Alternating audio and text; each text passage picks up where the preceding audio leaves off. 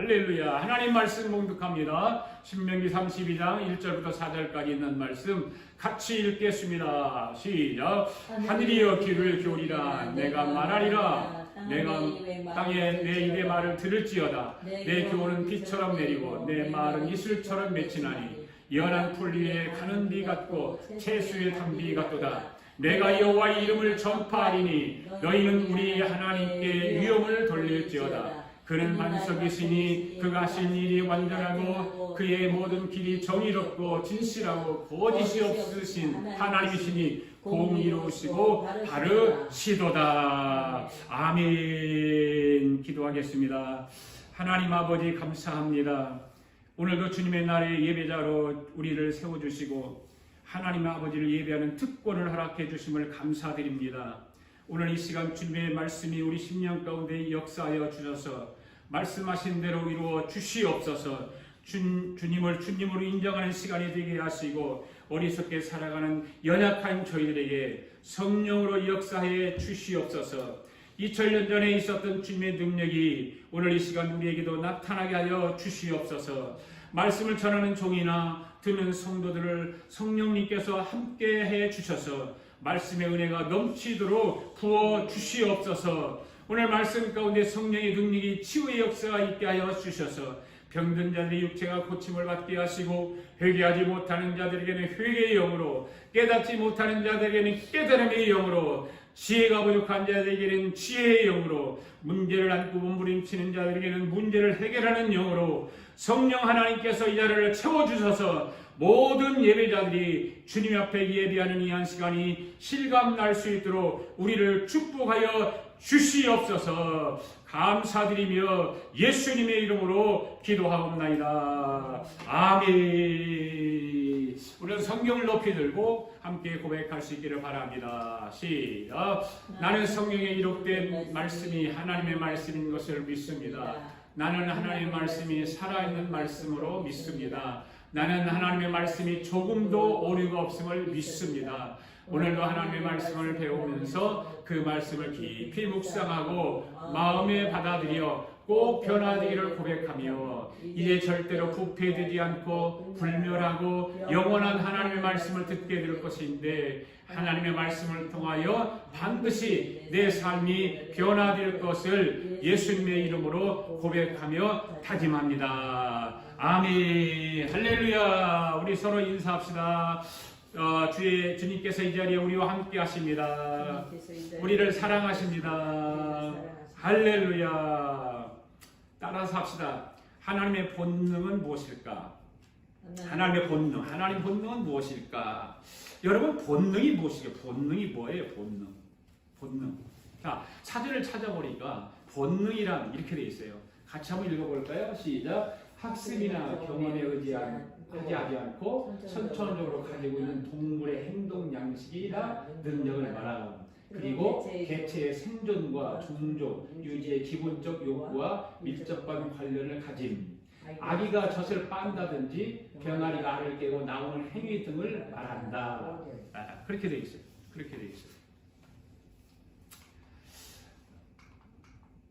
동물의 본능은 생존 본능이 작용된다고 보는 거죠. 그렇죠? 그러니까 본능은 쉽게 말해서 학습을 통해서 얻어지는 것이 아니라 어떻다는 거예요? 태어나면서부터 이미 알고 있는 그 행동 능력을 바로 본능이라고 말하고 있는 것입니다. 여러분, 사람이 가지고 있는 본능도 있죠. 사람이 가지고 있는 본능도 뭐 동물하고 비슷하지 않은 본능이라고 하는 것은 아이가 아까도 읽었듯이 아이가 태어나면서 엄마의 젖을 빠는 건 본능이에요. 네, 젖을 빠는 거. 본능적으로 젖을 빨게 되어 있어요. 네. 또 그래서 먹고 싶은 본능이잖아요. 먹고 싶은 본능. 사람에게는. 그리고 사람은 잠을 자야 된다. 밤이 되면 잠을 자야 그래서 졸음이 오는 거고 잠을 자는 것도 하나의 본능이죠. 뭐 사랑하고 싶은 것도 본능에서 이루어지는 거죠. 목이 마르면 물을 마시고 그리고 그런 것들이 다 본능에 속한 거다 이 말입니다. 본능이요. 예. 이와 같이 본능이라고 하는 말을 여러 가지로 설명할 수가 있습니다. 그렇지만 본능이라고 하는 것은 자기가 이기지 못하는 것, 그런 것들을 대부분의 본능이라고 이렇게 말을 합니다. 그래서 졸음이 오면 우리가 이기지 못하는 거예요. 본능적으로 그게 졸음이 오기 때문에 이기지 못하는 거예요. 우리 의지로를 이기지 못하고 있는 것입니다. 그게 본능입니다. 배고픈 것을 여러분 이길 수 있나요? 배고픈 것도 이길 수 없는 거예요. 이것도 하나의 본능이죠. 이와 같이 사람에게 본능이 있는 것과 마찬가지로 하나님도 본능을 가지고 계십니다. 오늘은 하나님의 본능에 대해서 두 번째로 말씀을 드리려고 합니다. 따라서 합시다. 다시 한번. 하나님의 본능은 무엇일까? 하나님의 본능은 무엇일까? 여러분, 하나님의 본능은 무엇일까요? 지난주에도 내가 첫 번째로 말씀드린 적이 있습니다. 하나님의 본능은 공의의 본능을 가지고 계세요. 공의의 본능. 오늘 보면 4절 말씀 한번 같이 읽어볼까요? 시작. 그는 반석이시니 그가 하신 일이 완전하고 그의 모든 길이 정의롭고 진실하고 거짓이 없으시니 하나님이시니 공의로우시고 바르시도다. 아멘. 하나님이 가지고 계시는 본능이라고 하는 것은 하나님 자신이 만든 어떤 원리가 있죠. 원칙을 있죠. 그것이 하나님의 본능인 거예요. 그게 공의예요. 하나님의 공의가 사람에게 나타날 때는 그것은 무엇으로 나타나냐면 율법으로 나타난다고 말씀을 드렸죠. 율법으로 나타나는 거예요. 하나님은 하나님이 만든 하나님의 원칙이 있는 것입니다. 아멘. 믿습니까? 네. 하나님의 원칙이 있어요. 원칙이. 네. 이것을 우리가 그 공의에 대해서 배우기 위해서 지난주에 구약 성경의 다니엘에 대해서 자세한 얘기 드렸어요. 잘 다시 한번 들어보세요. 구약 성경에 보면 다니엘이 바벨론의 포로로 잡혀왔습니다. 그러던 중 느부갓네살의 꿈을 다니엘이 해석을 해주죠. 그로 인해서 왕은 다니엘을 사랑하게 되었고 좋아하게 되었고 총애하게 되어 있었습니다. 그러니까 함께 경쟁하던 다른 신하들이 시기 질투하기 시작하는 거죠. 이렇게 시기 질투하던 다른 신하들이 다니엘을 죽이기 위해서 왕에게 한 가지 청을 합니다. 그것이 뭐였어요? 법을 만드는 거였어요. 법을. 그 법은 어떤 법이었을까요? 바로 이런 법이었어요. 이 신하들이 왕에게 그래 이야기야. 왕이여, 우리 나라 백성들이 왕 외에 다른 신을 섬기면 그 사람을 죽이자는 거였어요. 그것을 법으로 만들자는 거였어요. 그거 무엇 때문에 그럴까요? 다니엘이 왕의 총애를 받기 때문에 다른 신하들이 이 다니엘을 시기 질투해서 나온 거예요. 그래서 다니엘을 죽이기 위한 시도였던 것입니다. 어떤 사람이라 할지라도 왕 외에 다른 신을 섬기면 용서하지 말고 죽이도록 하자고 하면서 왕에게 이 조서에 만들어서 사인을 하도록 요구를 한 것입니다. 그래서 이 느부갓네살 왕이 신하들의 의도를 알아차리지 못했죠. 다니엘을 죽이기 위한 그런 음모 같은 것인데 그걸 알아차리지 못하고 신하들이 간청하는 말에 귀가 솔깃해가지고 그만 사인을 하고 만 거예요. 사인을 하면 어떻게 됩니까? 그것이 바로 법이 되는 거예요. 법이. 왕이 한번 사인한다고 하는 것은 굉장한 것입니다. 그리고 나서 모사꾼 신하들이 일을 꾸미기 시작한 거예요. 그래서 왕 앞에 찾아와서 왕께서 어제 왕 외에 다른 신을 섬기는 한 사람이 나타났습니다. 그래. 그가 누구냐? 다니엘입니다. 다니엘은 왕만을 섬기지 않고 그가 섬기는 이스라엘 여호와 하나님을 섬기고 있습니다. 그래서 다니엘은 자기 나라에 있는 예루살렘을 향하여서 하루에 몇 번씩 기도했어요? 3번씩 기도했다. 그러니 어제 왕께서 제정하신 그 법대로 왕의 사인을 한 법대로 그 자를 죽여야 합니다 라고 이야기하는 거예요. 그때서 이 느부갓네살 왕이 그 신하들의 음모를 알아차려야 된 거예요. 큰일 났어요. 어떻게 해야 됩니까? 왕이 자신이 한번 사인을 한 것은 바꿀 수가 없잖아요. 왕의 사인이라고 하는 것은 그만큼 중요한 권위가 있기 때문입니다. 바꿀 수가 없습니다. 그래서 왕의 뭐라고요? 공의라고 합니다. 왕의 공의. 이 공의라고 하는 것은 바꿀 수가 없는 거예요. 자기가 만든 법일지라도 함부로 바꿀 수 없는 것이 바로 공의라는 것입니다. 그래서 느부갓네살 왕이 할 수 없어서 그냥 울면서 하는 말이 뭐예요? 내가 아무리 사랑하며 총애하는 다니엘을 할지라도 그 법을 어겼기 때문에 할 수 없이 죽여야지 하고 다니엘을 불러오라고 해요. 그 당시 사형을 당하는 사람은 사형법이 뭐 어떤 거였습니까? 사자굴 속에 집어넣는 거였어요. 그래서 사자를 배고프게 만들어가지고 그 사자굴 속에 들어가는 사람은 그냥 단번에 사자들이 뛰어나가서 그 사람을 잡아 먹고 죽이는 거예요. 그래서 다니엘이 불러왔습니다. 왕 앞에 섰습니다. 느부갓네살 왕이 다니엘에게 다시 말합니다.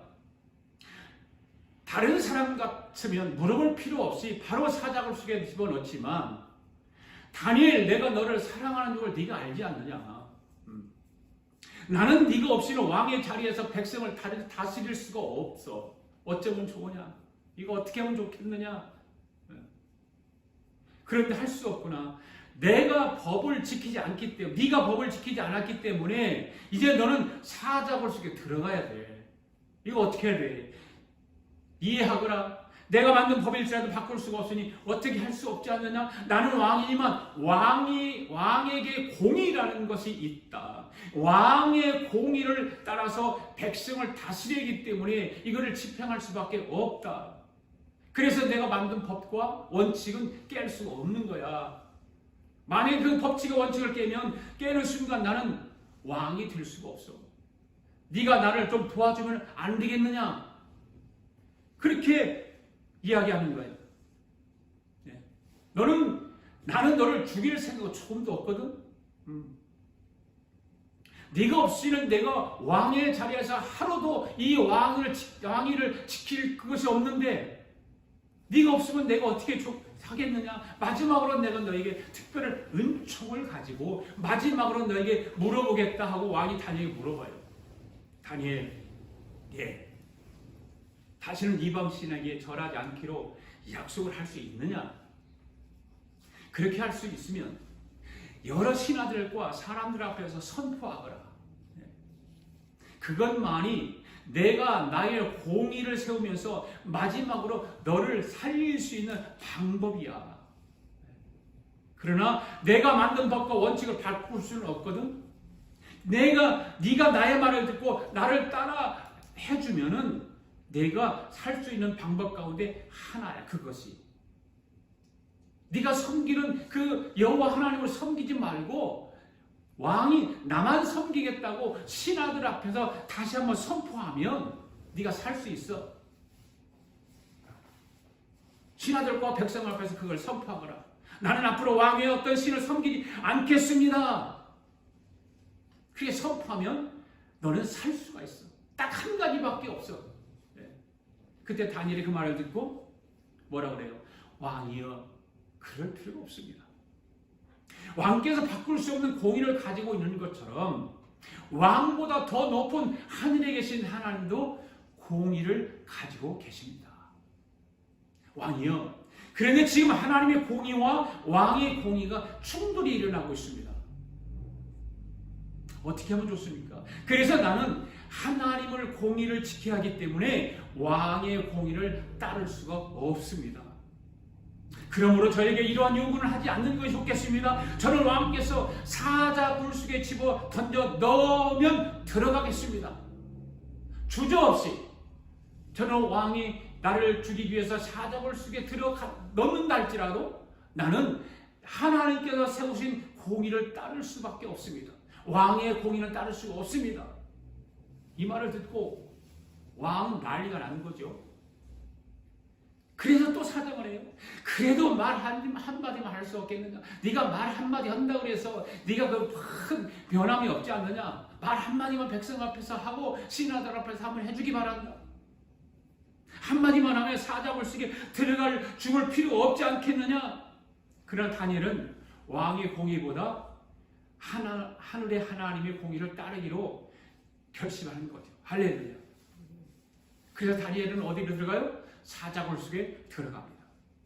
그런데 여러분, 신기한 것은 뭐냐? 성경을 여러분들이 다 알지만 하늘의 하나님께서 능력을 베풀어 주심으로 인해서 사자굴 속에 다니엘을 던져줬어요. 그런데 사자들이 그 다니엘 옆에 왔어요. 왔는데 냄새만 맡을 뿐 머리카락 하나도 건드리지 않았다는 거예요. 할렐루야.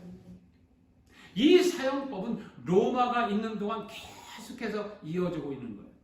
이 다니엘서를 보면 공의가 무엇인지를 설명하고 있다는 것입니다. 할렐루야.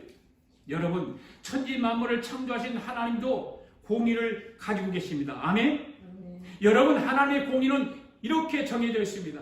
하나님의 공의는 하나님은 천지 만물을 창조하셨습니다. 온 우주 만물을 만드셨습니다. 그리고 모든 피조물을 위해 하나님의 공의의 원칙을 정해놨어요. 네. 누구든지 내가 만든 법을 어기는 자는, 이 원칙을 지키지 않는 자는 정령 죽으리라고 말씀하는 거예요. 누가요? 하나님께서 공의를 가지고 이거를 선포해놓고 계획하시고 만들어 놓은 거예요. 그리고 그가 죽은 후에 제2의 사망인 지옥불에 들어가리라. 이 법을 어기면, 이 말씀은 하나님 자신의 공의를 만드신 거예요. 스스로. 네. 나는 스스로 있는 자 아니라고 하나님 말씀하셨잖아요. 스스로 하나님께 만드셨어요. 그러므로 하나님의 공의는 누구든지 깨트릴 수가 없는 것입니다. 누구도 그걸 깨트릴 수가 없습니다. 그러니까 하나님도 하나님 스스로 깨트릴 수가 없는 것입니다. 그것이 무엇이라고요? 공의라고 하는 거예요. 능력은 많지요. 우주 만물을 창조하셨어요. 그렇지만 능력의 하나님도 하지 못하는 것이 있습니다. 그것이 무엇일까요? 여러분 잘 들어보세요. 이것이요, 복음적으로 굉장하게 하나님의 공의에 대해서 정확하게 말씀하고 있다는 거죠. 여러분, 하나님은 죄를 짓지 못하죠. 예, 이것이 하나님이 하지 못하는 그 가운데 유일한 거 한 가지예요. 죄를 짓지 못한다는 것. 천지를 창조하시고 만물을 만드신 하나님만 능력의 하나님이지만 죄는 짓지 못하는 거예요. 그렇기 때문에 하나님은 자기가 만든 공의를 깰 수가 없는 것입니다. 그래서 하나님은 하나님 만든 공의 안에 하나님 자신이 그 공의에 매여 있는 거예요. 바로 그것이 공의라고 하는 거예요. 공의는 자기가 만들었을지라도 그 원칙을 깨지 않는 것이 공의인 것입니다. 할렐루야. 이와 같은 하나님의 공의가 이 온 우주를 덮고 있다는 거예요. 지금 저와 여러분과 함께하고 있다는 거예요. 이 공의가 온 우주 안에 있는 사람에게도 자연에게도 이 하나님의 공의가 전체를 덮고 있다는 것이죠. 그런데 여러분, 이 공의를 거스른 자들이 있습니다. 누구일까요? 바로 사람이에요. 사람이 이 공의를 거스렸다고 하는 거예요.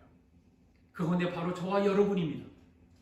저와 여러분이 거기 속해 있습니다. 바로 저와 여러분이 하나님의 공의를 거스린 것입니다. 하나님의 공의를 거스린다고 하는 말은 무슨 말일까요? 죄를 범했다는 말입니다. 할렐루야.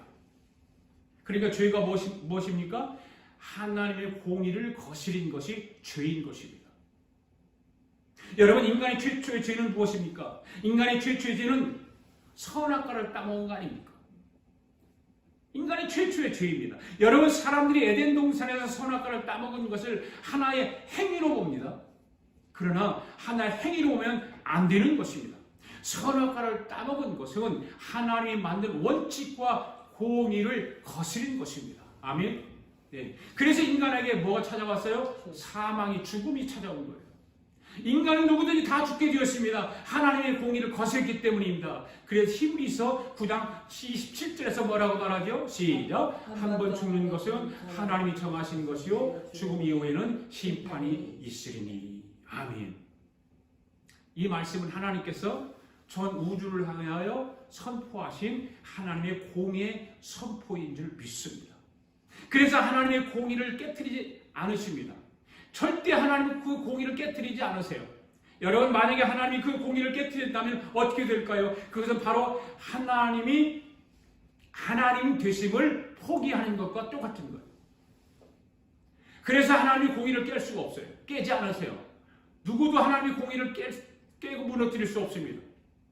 하나님은 한 번 법을 세우시면 그대로 집행하시는 분이 하나님이십니다. 이랬다 저랬다 하시는 분이 아닙니다. 하나님의 뜻은 변경할 수 없습니다. 바꿀 수 없습니다. 누구도 하나님의 뜻은 바꿀 수 없습니다. 그래서 모든 인간은 죄를 지으면 지옥에 가도록 되어 있습니다. 그리고 심판을 받게 되어 있습니다. 아무리 하나님의 능력이 있다 해도 그냥 이렇게 말을 하면 안 되는 것인데, 야야 없는 걸로 해. 예. 야, 인간이 죄를 지어도 괜찮아. 그러면서 모든 인간들에게 죄를 지을 때를 짓고 용서받으라 하면 안 되는 거예요. 죄를 지을 때 그러고 나가서 주일날 교회 가서 회개하면 용서받을 수 있잖아. 안 되는 것입니다. 처음에 교회 다니는 사람들이 그런 질문을 많이 하잖아요. 그렇죠? 교회는 다니는데 믿음이 적은 사람들과 똑같은 그런 말들을 합니다. 하나님이 왜 사람으로 와서 고난당하시고 십자가에 죽느냐는 거예요. 그냥 하나님이 어디 높은 곳에 나타나서 그냥 큰 소리로 한번 너희 모든 사람들아 다 구원받으라 이렇게 하시면 될 텐데 왜 복잡하게, 왜 힘들게, 하나님이 사람으로 이 땅에 오시고 십자가에 죽고 왜 그렇게 하실까? 많은 사람들이요 궁금하고 그런 반문을 하고 질문을 합니다. 여러분들은 한 번도 이런 질문 해보신 적이 없나요? 어떠세요? 어린 아이가 세상에 갓 태어나서 자라가는 과정 속에서 엄마에게 기본적인 질문들을 하면서 하잖아요. 그러면서 알아가잖아요. 처음 교회 나오는 사람들도 이런 질문을 많이 하게 됩니다. 그래서 가르쳐줍니다. 그럼 왜 그런데요? 그래서요. 자꾸 이렇게 또 질문해요. 그러다가 영적인 나이가 들게 되면 어떻게 돼요? 알아가죠. 다 알게 되는 거죠. 그 중에 하나님이 사람을 구원하는 방법에 대해서 생각해 보는 것입니다. 전지전능하신 하나님이라면 그냥 다 구원받아라 이렇게 말씀하시면 되지. 이 땅에 천지 만물을 창조하신 하나님이 이 땅에 오셔서 33년 반 동안 인간으로 살아가시면서 왜 고난당하시고 십자가에 피 흘려 죽게 되는가? 거기에다가 3일 만에 부활하여 하늘로 승천하신다고 하는데 그런데 왜 이렇게 복잡하게 하시는가? 하나님이라면, 만물을 창조하신 하나님이라면 그냥 단번에 그냥 하시지. 그런데 여러분, 왜 하나님이 그렇게 한 번에 다 하시지 않을까요? 그것은 바로 하나님은 공의의 하나님이시기 때문이에요. 하나님도 자기의 공의에 당신이 만들고 세워놓고 원칙을 해놓고 거기에 매여 있는 거예요. 공의 때문에 하나님도 그렇게 하지 못하는 거예요. 할 수 있겠죠. 그러나 공의 때문에 하지 못하는 거예요. 지난 주일날 재판장 이야기를 했죠. 한 재판장이 있습니다. 판사는 막강한 권력을 가지고 있습니다. 어느 날 재판을 하러 나갔습니다. 그런데 그게 웬일입니까? 조금 전에 자기하고 한 자리에서 밥을 먹고 차를 마시고 물을 마셨던 그 자기 자식이 재판을 받으러 재판 자리에 나온 것입니다. 그러니까 아들은 재판관인 아버지 앞에 서게 되고 아버지는 아들을 재판하는 재판관으로 마주하게 된 것입니다. 아버지가 보니까 자기 아들이 재판관인 자신 앞에 서 있는 거예요. 깜짝 놀랐겠죠? 무슨 일로 잡혀왔는지도 모르는 거예요.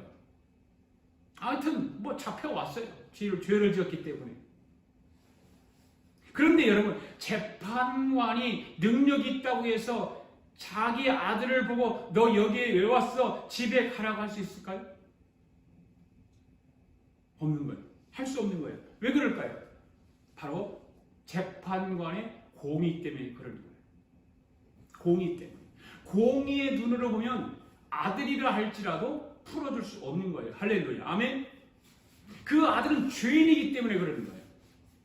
재판관은 판결을 할 때 죄인인 자기 아들이라 할지라도 아들을 보고 판결하는 것이 아니라 아들이라 할지라도 무엇을 보고 판결하는 거예요? 죄인으로 판결하는 거예요. 그 죄를 보고 판결하는 거예요. 그러면서 판결하죠. 죄인은 벌금 5,000불 내시오. 판결했어요. 그런데 아들인 피고가 그 판결을 받고 아빠를 향해서 아빠 지금 뭐하고 있어? 나잖아. 나야. 아빠 아들 나야. 아빠가 어떻게 그럴 수 있어? 어떻게 나에게 5,000불이라고 하는 벌금을 먹일 수 있어? 그래서 재판장이 아버지는 야 이놈아 잔소리 말고 벌금을 내라면 했는데 그런단 말이에요. 이거 왜 그럴까요? 바로 공의 때문에 그러는 거예요. 공의 때문에. 벌금을 내기 위하여 결국에는 아버지의 지갑에서 돈을 내서 벌금을 낸다 할지라도 공의는 변경할 수 없다 그 말입니다.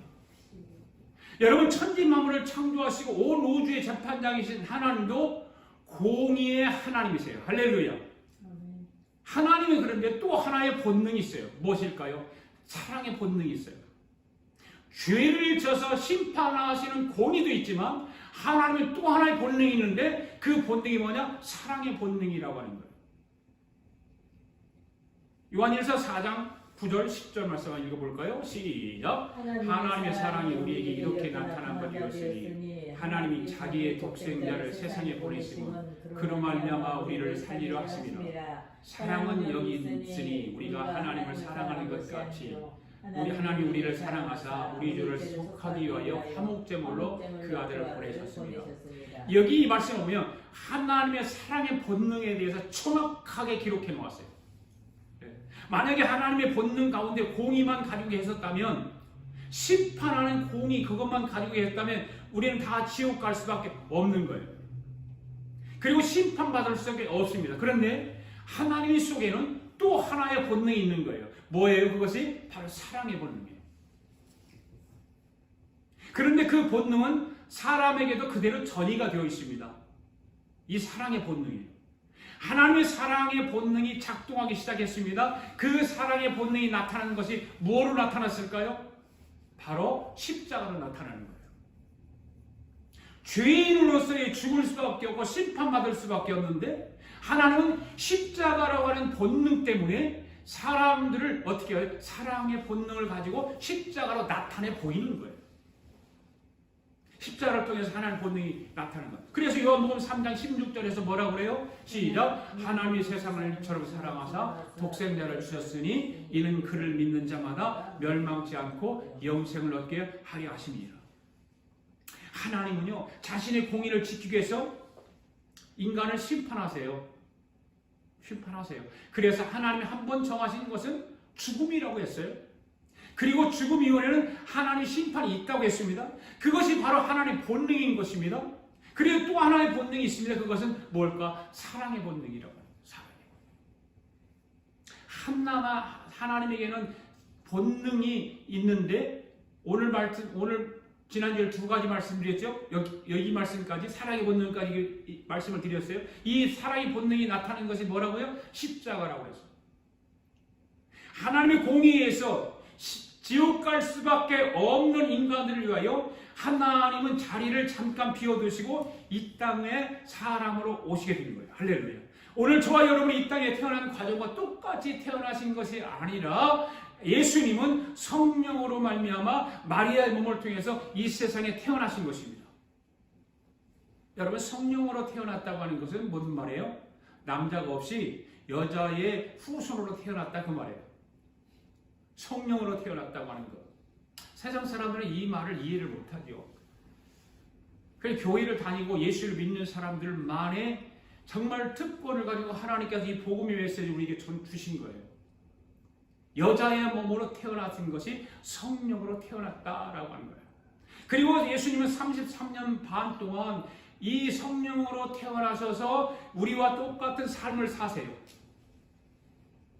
저와 여러분과 같이 날씨가 추우면 춥기도 하고 날씨가 더우면 덥기도 하시고 그런 걸 모두 겪으시면서 사셨어요.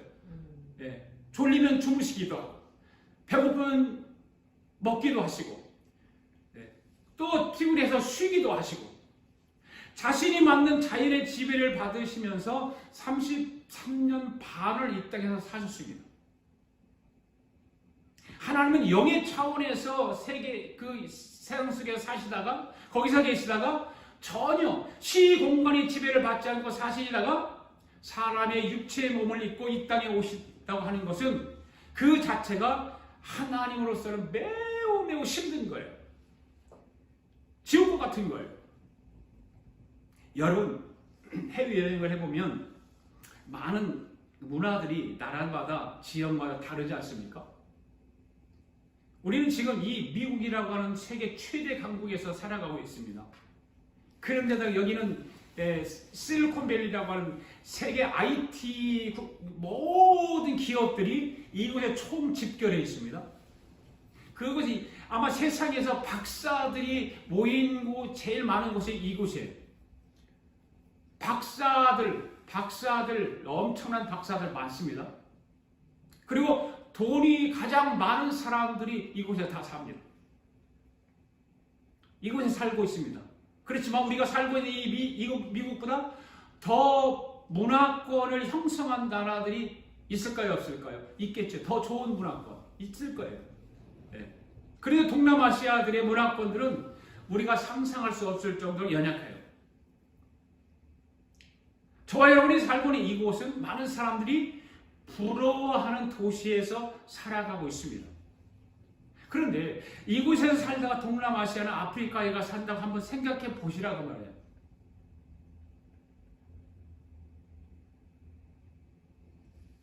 이구동성으로 대답해 볼까요? 못 산다고 대답할 거예요.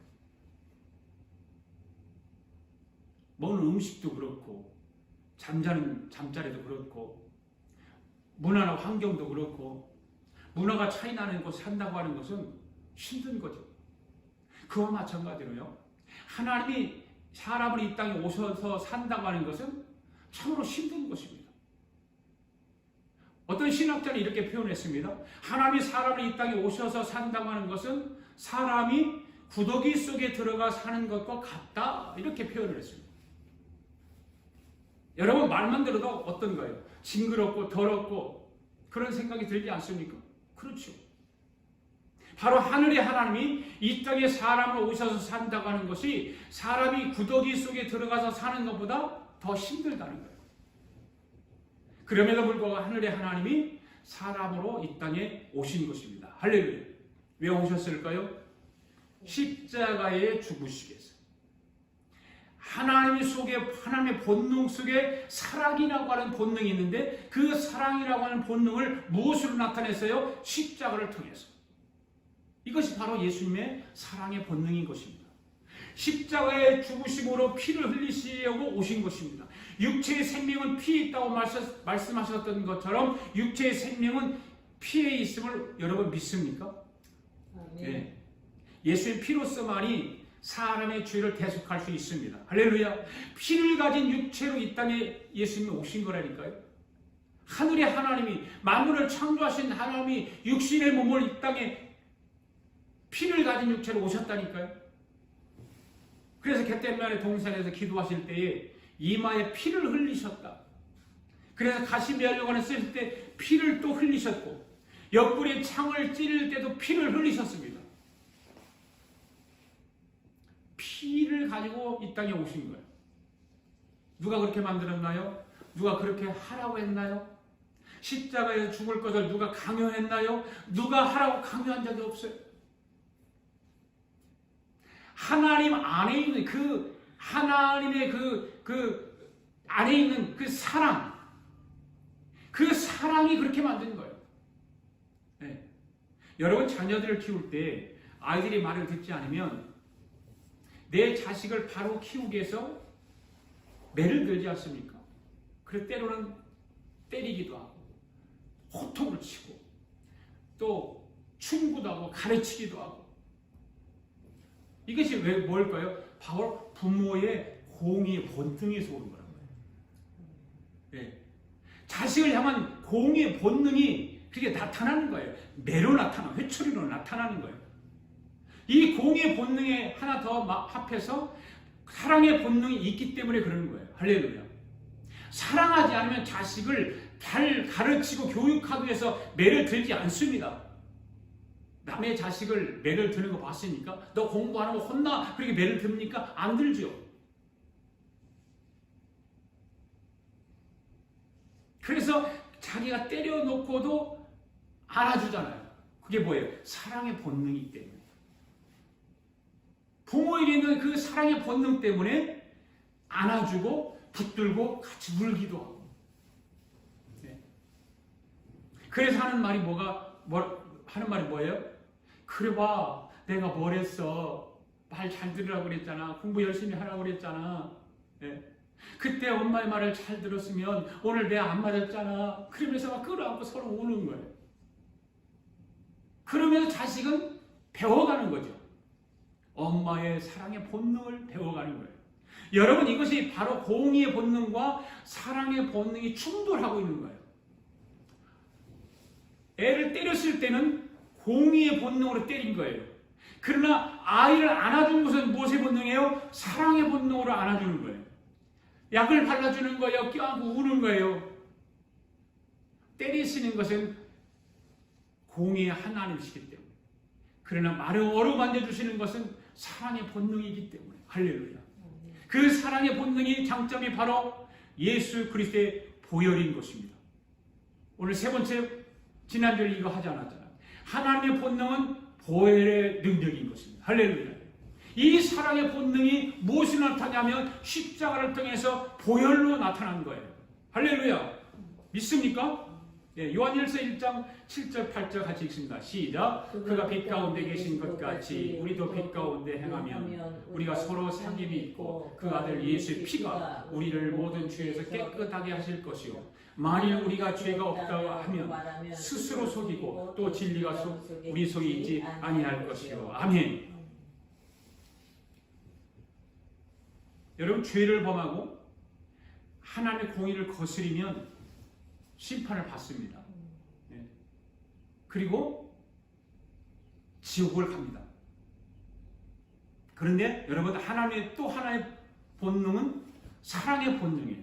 이 사랑의 본능, 하나님의 사랑의 본능은 지옥 갈 사람을 보고만 둘 수가 없는 거예요. 아멘? 네. 그래서 공의의 본능을 깨지 않은 상태에서 인간이 살릴 수 있는 길을 찾으신 거예요.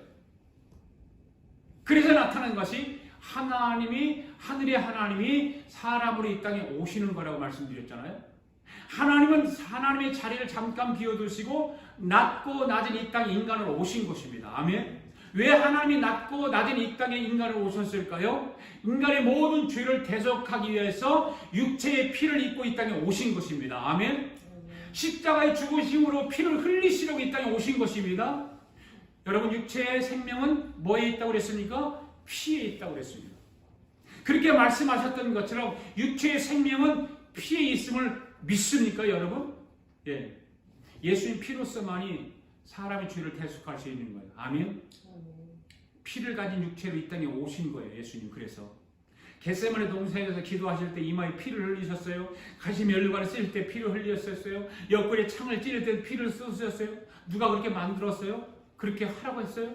십자가에 죽을 것을 누가 강요했어요? 누가 강요한 적이 없습니다. 하나님의 안에 있는 그 사랑이 그렇게 만든 거라고 말해요. 여러분, 피가 없으면 피를 흘릴 수가 없습니다. 피가 있어야만이 피를 흘릴 수가 있습니다. 아멘. 피가 있어야 죄에 대한 대가를 지불할 수가 있습니다. 그래서 예수님은 십자가에서 그래서 피를 흘리신 거예요. 여러분, 예수님이 흘리신 피가 얼마나 센지 아십니까? 예수님께서 십자가에 흘리신 피는 이 세상에서 모든 인간의 죄를 합쳐놔도 예수님이 십자가에서 흘리신 피하고는 비교할 수 없는 거예요. 그러기 때문에 그 이유가 무엇 때문일까요? 바로 관계성 때문이에요. 관계성. 이 중요한 말씀이에요. 관계성 때문에. 여러분, 생명이라고 다 같을까요? 다 같지 않죠. 지구촌에 76억, 80억 가까이 이제 뭐 된다고 그러잖아요. 76억의 인구가 살아요. 생명이 있어요. 개별적으로 보면 다 평등해요. 다 평등해요. 모든 인간은 신 앞에 평등하다는 것입니다. 그런데 이것을 우리나라 사람들은 오해를 하고 있습니다. 평등, 자유 밖에 이 세 가지가 모든 사람에게 다 평등하다는 것이 아닙니다. 조건부 평등이에요. 잘 보세요. 우리나라는 이념적으로 생각을 해요. 공산주의자들은요, 이 평등이라고 하는 것을 어떻게 생각을 해요? 평등이라고 하는 것은 이 모든 사람에게 평등하다라고 생각 안 해요. 그 사람들은 말로는 평등하다라고 있고 자유라고 하고 이야기를 하지만 그렇지 않아요. 조건부 평등을 이들은 여기에요. 그런데 여러분, 신 앞에서 평등한 거예요. 그러니까 하늘의 하나님 앞에 평등한 거예요. 사람과 사람과 관계성에서는 평등이 아닌 것입니다.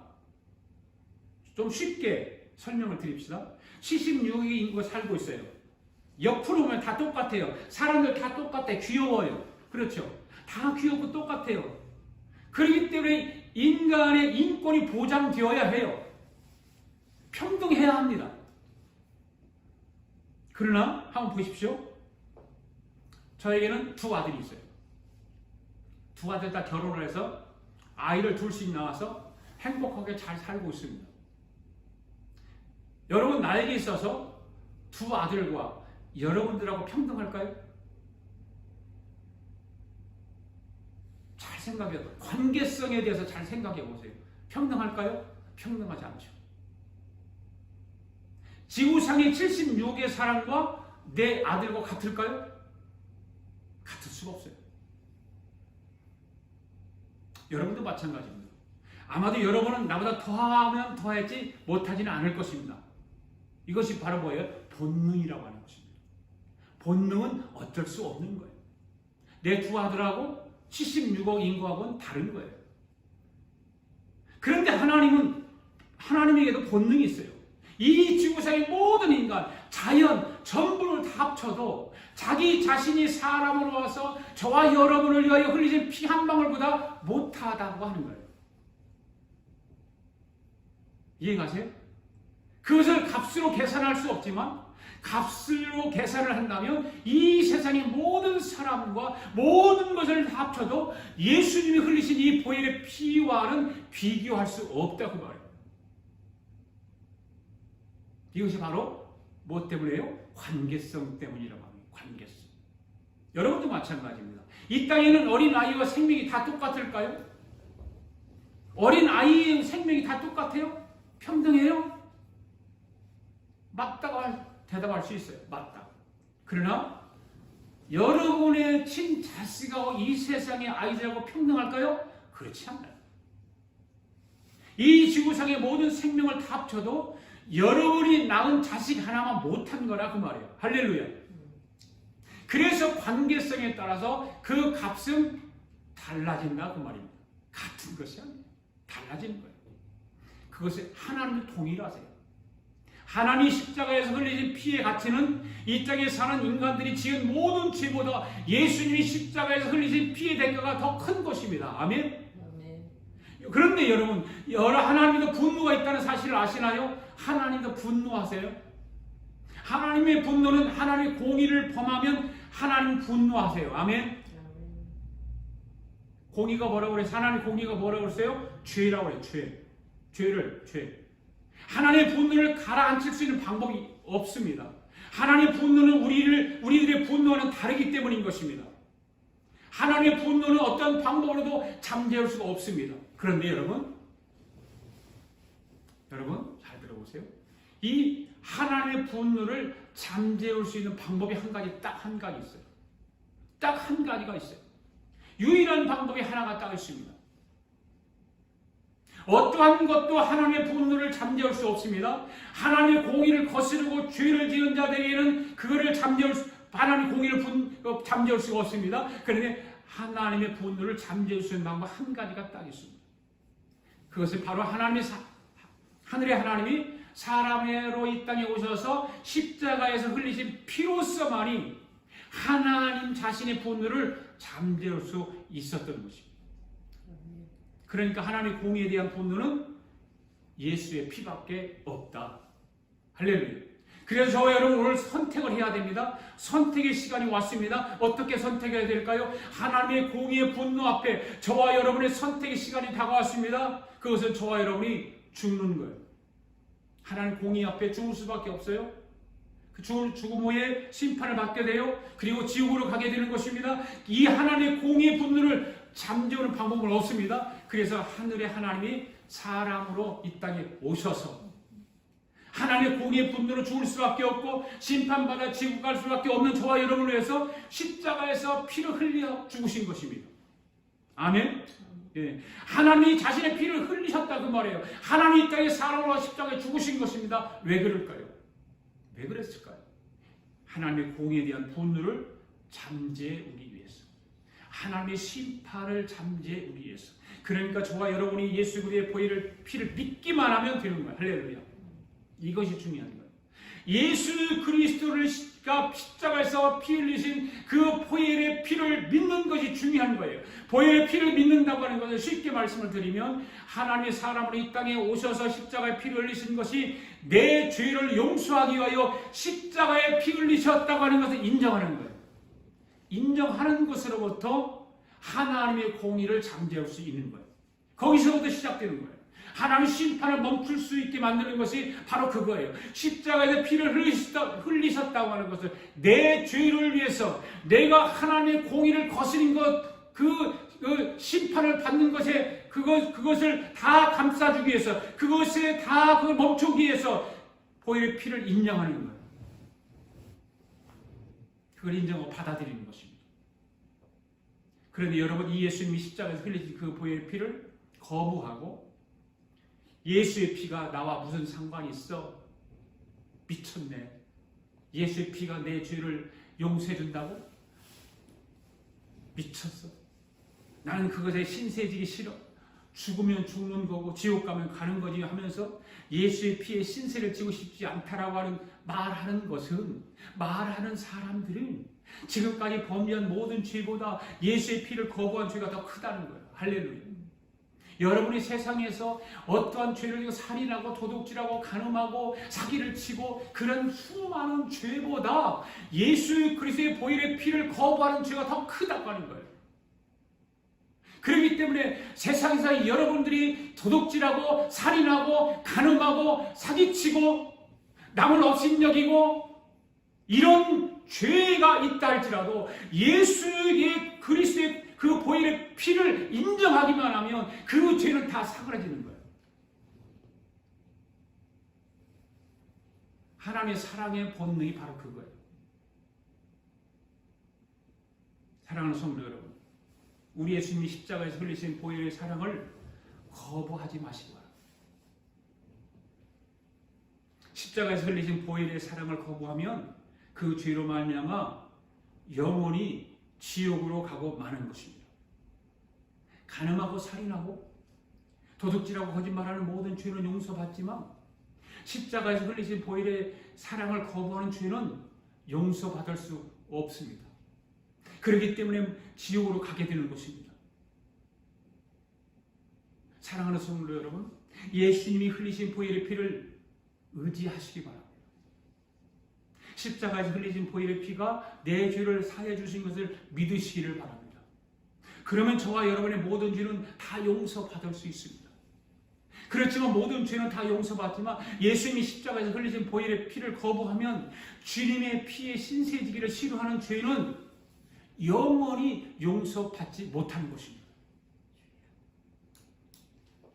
여러분이 죽으면 지옥 가는 거예요. 용서받지 못하면, 맞고 죽으면 지옥 가는 거예요. 오늘 이 시간 여러분이 결단해야 되는 것입니다. 하나님의 공의의 본능에 따라 여러분이 양심이 반응을 했고 여러분의 양심이 여러분을 정죄했습니다. 나는 나쁜 놈이라고, 나는 죄인이라고 다른 사람이 여러분에게 말하는 것이 아닙니다. 여러분 속에는 여러분의 양심이 지금 그렇게 말하고 있는 거 아닙니까? 나는 죄인이라고, 나는 나쁜 놈이라고. 누가 말하는 것이 아니라 여러분 속에는 여러분의 양심이 지금 여러분을 지적하고 있는 거예요. 책망하고 있는 거예요. 그런데 이 상태로 계속하면 여러분은 그대로 죽는 거예요. 죽으면 죽음 후에 심판 앞에 서게 될 것이에요. 그리고 두 번째 죽음인 지옥으로 가게 되는 것입니다. 여러분, 육체의 죽음이 다일까요? 죽고 나면 끝일까요?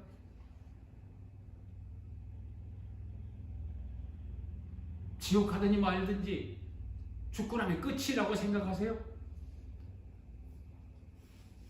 여러분, 그렇지 않습니다. 죽음은 끝이 아닙니다. 육체의 죽음이 다 끝이 아닌 것입니다.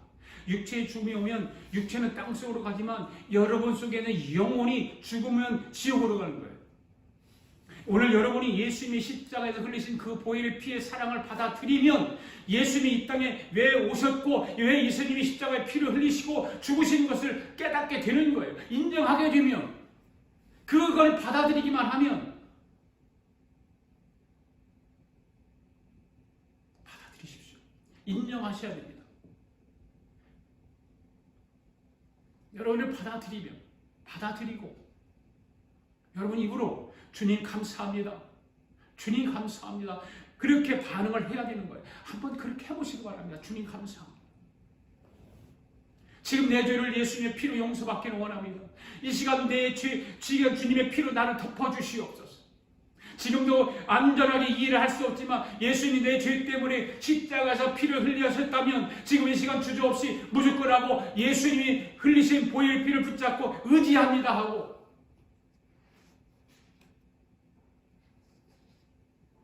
여러분들이 한번 예수님 앞에 그렇게 한번 고백해 보시기를 바랍니다. 그리고 예수님 보혈의 피를 더욱 뜨겁게 의지하시기 바랍니다. 예수님의 피로 모든 질병은 물러갈지라고 선포하기를 바랍니다. 여러분 질병 가운데 지금 고통받고 있습니까? 예수의 보혈의 피를 의지해서 질병에게 책망하고 내 죄 앞에 내를 괴롭히는 질병은 물러갈지하다고 선포하면 질병은 떠나갈 것입니다. 모든 문제는 예수의 피로 덮음을 받을지어다고 선포하면 여러분이 안고 있는 모든 문제를 하나님께서 해결해 주실 것입니다. 그렇게 기도하면 응답해 주시는 거예요. 여러분들이 신앙생활하면서 여러분들이 담임 목사님이 안수받는 걸 좋아하잖아. 그런데 목사님에게 안수받지 않아도 여러분들이 예수의 피를 의지하고 선포하면 문제는 해결되고 병만은 치유받는 줄 믿습니다. 오늘 저와 여러분의 문제를 해결해 주기 위해서 하나님의 사랑의 본능이 나타날 줄 믿습니다. 그 사랑의 본능이 죽을 우리 영혼을 살리는 거예요. 할렐루야. 죽을 영혼은 우리를 살리는 거예요. 아멘.